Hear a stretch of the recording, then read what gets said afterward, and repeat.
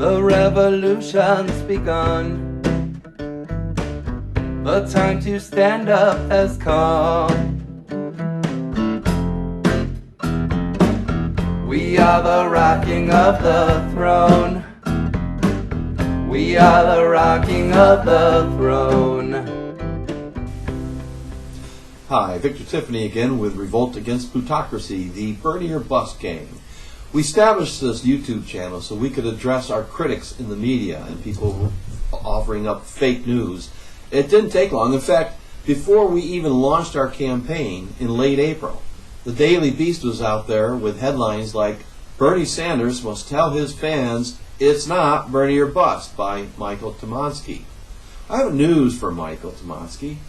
Bernie, we designed this whole strategy so that Bernie has no control over us. None whatsoever. Otherwise, we'd put him on the ballot as a third-party candidate.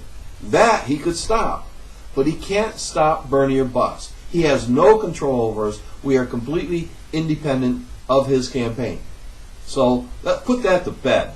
That was in late February. This week, the Daily Beast has another article, this time by Eleanor Clift, titled, How Bernie Could Throw the 2020 Election to Trump.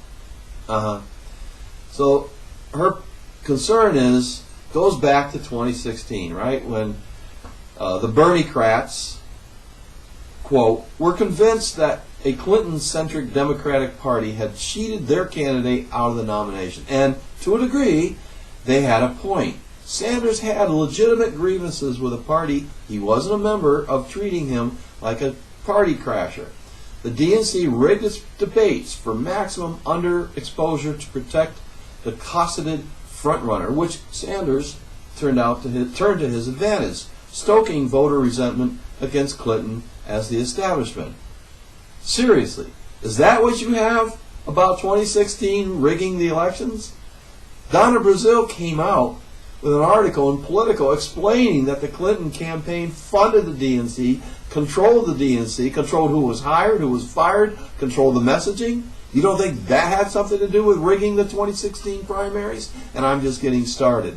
Let's talk about Arizona, where polling places were closed to shut down voter turnout. God knows what happened to all those crazy ballots in California.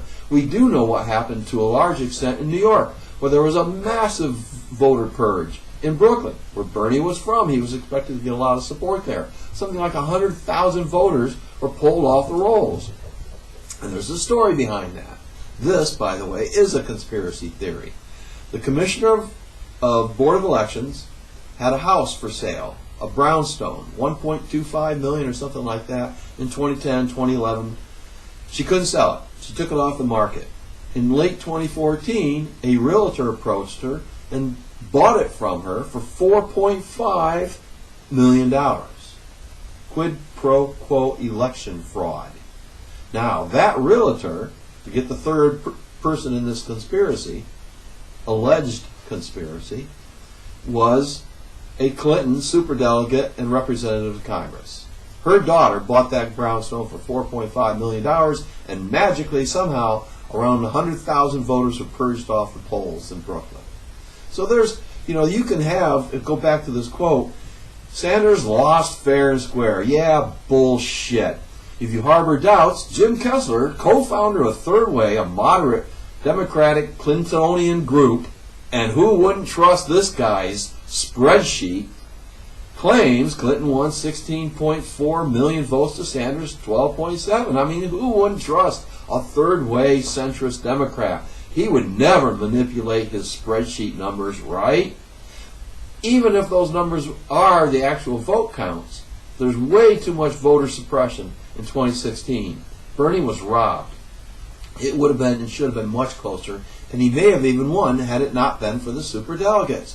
They kept suppressing his vote. And don't forget the AP, the Associated Press, came out and announced Hillary was the nominee before California and New Jersey even voted. And we know, because of the leaks of the DNC server that was published just before the Democratic National Convention in Philadelphia, that the media, the press, was printing what the Clinton campaign wanted them to.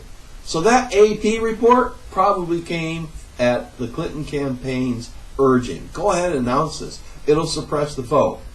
Later in this article, same article, they say, who can forget, or the author says, who can forget the angry Bernie or bust presence at the Democratic Convention in Philadelphia, raining on Hillary's parade. I'm sorry, we weren't raining on Hillary's parade.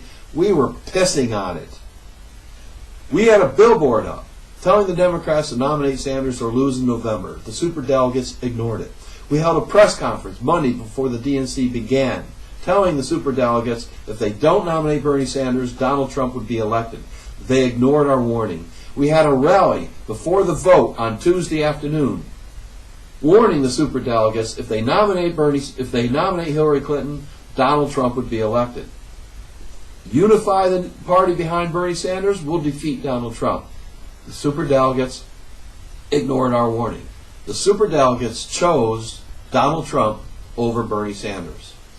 And then they conclude this article with the following, quote, none of us can afford to be Naders this time, says Paul Iguel, a former lobbyist and longtime Democrat, recalling the 2000 election when Ralph Nader, running on the Green Party line, took enough votes away from Al Gore in Florida to swing the election. Newsflash, Al Gore couldn't take his home state, Tennessee. If he had, he'd have won the election. And how can you forget the butterfly ballots? If that ballot had been normal and not screwed up with all those hanging chads, Al Gore would have won the election. Ralph Nader had nothing to do with it. And it's important to point out, in 2000, they had no way to control Ralph Nader. He was going to do what he was going to do for the Green Party, and if that sabotages the Democrats, so what? There's nothing the Democrats can do about it. This time, Bernie or bust is bigger, it's better, it's smarter this time than it was last time. We're not going to encourage people to write in Bernie Sanders unless he says screw the Democratic Party and runs as a write-in candidate. Then, of course, we would write in Bernie Sanders in the general election. Or, if there's a real possibility that an Operation Deny 270 could work this time around, we would support a write-in effort in 2, 3, 4 states, and no more. Because we don't want to weaken third party, progressive third party, whether it's the Greens or the Socialist Party. That's what or bust means this time. They go on to say, in this article, I don't blame Bernie Sanders for Hillary's loss, but this time he has a chance to be Ralph Nader, to really screw it up. And it's not a role anyone who is aware of history should want to play. If he doesn't win the nomination, and I don't think he will, he better not be a spoiler. Newsflash there, Democrat. We're going to be the spoilers. We're the intentional Ralph Naders.